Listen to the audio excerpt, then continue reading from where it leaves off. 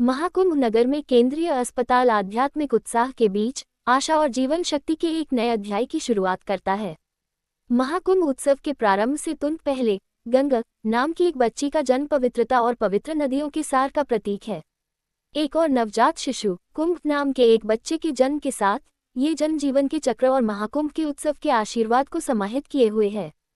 महाकुंभ की आधिकारिक शुरुआत से पहले प्रारंभ हुआ यह अस्पताल उत्तर प्रदेश सरकार की कुशल तैयारियों का एक प्रमाण है। अत्याधुनिक सुविधाओं से लैस यह अस्पताल सुनिश्चित करता है कि महाकुंभ की पवित्रता मानव कल्याण के प्रति प्रतिबद्धता और परंपरा को प्रगति के साथ संबंध कर प्रदर्शित हो। सनातन धर्म के शिखर के रूप में प्रतिष्ठित महाकुंभ 2025 में प्रयागराज में अपनी भव्यता को प्रदर्शित करेगा।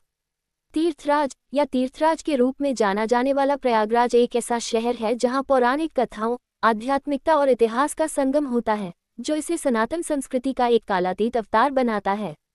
ये पवित्र भूमि, जहां गंगा, यमुना और रहस्यमयी सरस्वती नदियां मिलती हैं, दिव्य आशीर्वाद और मोक्ष चाहने वाले लाखों लोगों के लिए एक आध्यात्मिक आकर्षण के रूप में कार्य करता है। भक्ति, ध्यान और आध्यात्मिकता की त्रिवेणी के रूप में महाकुंभ एक दिव्य यात्रा में बदल जाता है।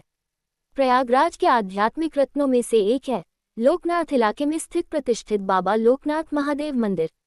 काशी के बाबा विश्वनाथ के प्रतिरूप माने जाने वाले बाबा लोकनाथ मंदिर में शाश्वत भक्ति की गूंज सुनाई देती है। इस स्वयंभू शिवलिंग का उल्लेख स्कंद पुराण और महाभारत में मिलता है, जो इसकी प्राचीन जड़ों को रेखांकित करता है। तीर्थयात्रियों का मानना है कि बाबा लोकनाथ का आशीर्वाद लेने से सांसारिक संघर्ष कम हो सकते हैं और भव्य महाकुंभ के दौरान हजारों लोग इस पवित्र स्थल पर दिव्य अनुभव करने के लिए एकत्रित होते हैं। मदन मोहन मालवीय जैसी हस्तियों के साथ जुड़ने से मंदिर की सांस्कृतिक विरासत और समृद्ध हुई है।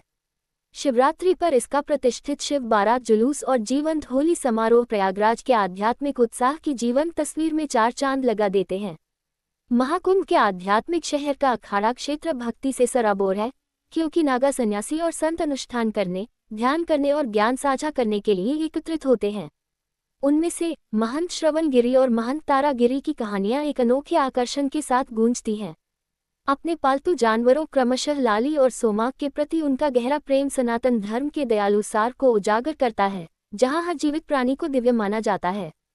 सांसारिक बंधनों को त्यागने वाले ये संत अपने पालतू जानवरों के साथ पारिवारिक बंधन पाते हैं, जो अहिंसा और बिना शर्त प्यार के सिद्धांत को स्वीकारते हैं।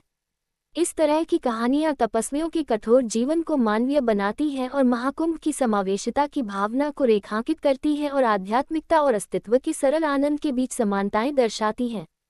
शांत झूंसी क्षेत्र में स्थित महर्षि दुर्वासा आश्रम प्रयागराज के आध्यात्मिक आकर्षण में एक और कड़ी जोड़ता है। पौराणिक ऋषि महर्षि दुर्वासा से जुड़ा ये प्राचीन स्थल दैवीय तपस्या और मोचन की कहानियां रखता है।